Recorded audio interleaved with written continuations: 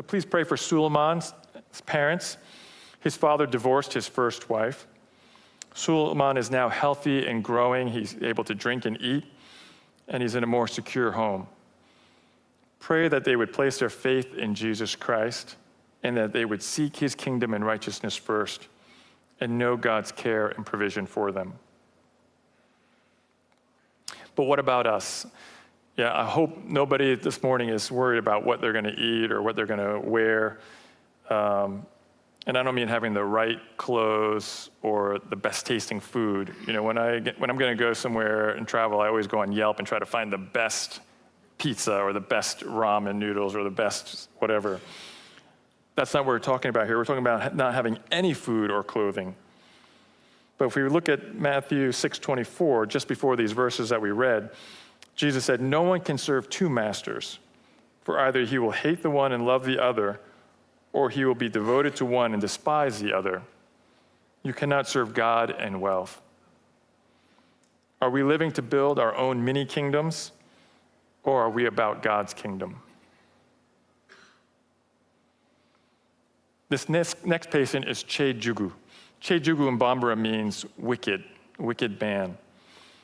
His father named him Che Jugu because he believed that he either was a demon, or he has a demon, or he has a curse. When he came to the hospital, he was severely malnourished because he has a cleft lip and a cleft palate. With a cleft palate, you can't form a vacuum seal, so you can't suckle well, and then the breast milk production goes down, and it's just a vicious cycle. So when he came, he was very malnourished. We provided a special bottle that actually you can squirt the milk into the back of the mouth. He started to gain weight. He was in the hospital for about 3 weeks. So we were surprised when the father wanted to take him home. And usually when a parent wants to take a child home early, it's because of a money thing. They're worried that, the bill's getting too high and so on and so forth. So we assured him, don't worry. If it's a money problem, we will help. We just want to take care of your child. But he still wanted to go, and we couldn't really understand why. So we had no choice but to let him sign out against medical advice. And we really thought we would never see him back again. A couple months later, he returned to the hospital, and he was still alive, and he actually looked like he was in pretty good condition. We were very surprised. So we asked the father, what happened and why did you come back? And he reluctantly explained that he had taken the child home, and when a parent feels that their child is cursed or has a demon or is a demon, they bring them to the witch doctor. And the witch doctor gives a specific potion that actually kills the child. And because it also kills the demon or the wicked curse or the evil spirit. But miraculously, he survived. And he actually started to gain weight.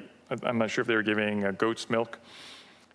And so he came back to the hospital because he figured the child was supposed to live. So we continued feeding him until he got a little bit stronger and a little bit bigger. And then we were able to repair his cleft lip. And after that, his father changed his name to Che Mogo. Che Mogo means good man or man, which is a more common name. And then several months later, we repaired his cleft palate as well, so he could feed and eat and speak. But what would cause a father to name his son wicked man and to think he's a demon? What would cause a father to try to kill his own son? It's hard for us to understand because we know about cleft lips, cleft palates, we know about disease processes, but for his father, this was totally unknown. And I believe he had an overwhelming fear of the unknown and what it meant for the future of his son and what it meant for the future of his family. So he could only assign it to something wicked and something cursed, something that's in his normal experience. And he only knew how to deal with it in the way that he had seen before. So I believe he was driven by a fear of the unknown. The Word of God and his promises also are the antidote for the fear of the unknown. In Psalm 23, David wrote, "The Lord is my shepherd, I shall not want. He makes me lie down in green pastures. He leads me beside quiet waters. He restores my soul. He guides me in the paths of righteousness for his name's sake. Even though I walk through the valley of the shadow of death, I fear no evil, for you are with me. Your rod and your staff, they comfort me.